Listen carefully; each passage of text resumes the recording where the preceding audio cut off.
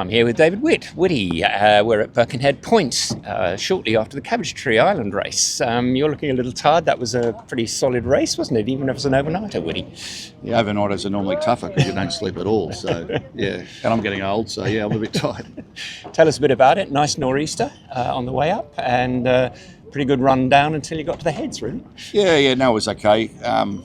We're having some issues with our VMG running, so that was a little bit disappointing. We're all very close at the top.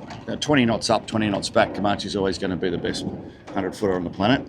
But we're with Law Connect the whole way. Times when it went lighter, we were the fastest bloke, so we're excited about that. But I think we've got stronger on a wind and stronger in a light air, and I think they've all got a bit better VMG running. I know Law Connect have put a bigger boom on and a bigger mate, so we'll sort of try and. So, just snakes and ladders, this game. And it's so dependent, really, on the weather pattern you're going to get for Hobart as well. You've got 4 other 100-footers as well, and it's just going to be people just don't get there. People just don't understand it, right? Like even my boys, I had to sit them down after the race yesterday and say, look, this is a weather game. Yeah. We get the boys sail the boat. We've done a lot of sailing. All our sail changes, team's excellent, but the boat doesn't suit the weather, and the other guy's boat suits the weather. It doesn't matter. When God would get beaten, Yeah, and the key thing is to fill all the gaps so that when it does happen, you do the best you can do, yeah? Yeah, it is, but, you can't fill all the gaps, exactly. So you can only be strong in some and not so good in the others, so that's the game. What's it, nearly 2 years ago since you put on that mighty bowsprit on the boat, and what have you done since? Because you've done a lot of miles. So. Yeah, well, last Hobart it broke off, as you said, so we went from there to Italy, and we did the Maxi Worlds, which we won 9 honours, which is good. Middle C. Won that. Fastnet got beaten, as you know, you were there. Yeah. And won the Duralia, which was good as well. So we had a pretty successful med campaign. Yeah, and that, all that preparation and all the crew work and everything must get you as good as you can go. Tell us a bit about the crew, the normal crew, and then one extra, am I right? Yeah, Somebody you know very well? Yeah, all the same crew. Will Oxley's back with he's up with us in the Fastnet, so he's back, so we're good to have him back as well with Chris Wild navigating.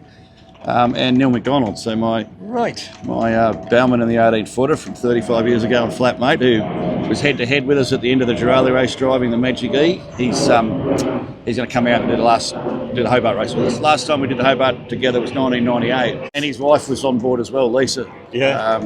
Is around the world Volvo skipper. Yeah. But I think she's got to mind the kids this time.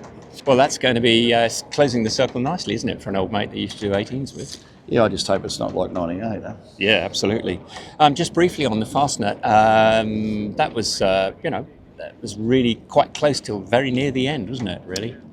Yeah, I think that boat's a very good VMG boat, and I think we had, 12 hours on port, 12 hours on starboard, and no sail changes, so we couldn't really make the most of it. We couldn't really do much.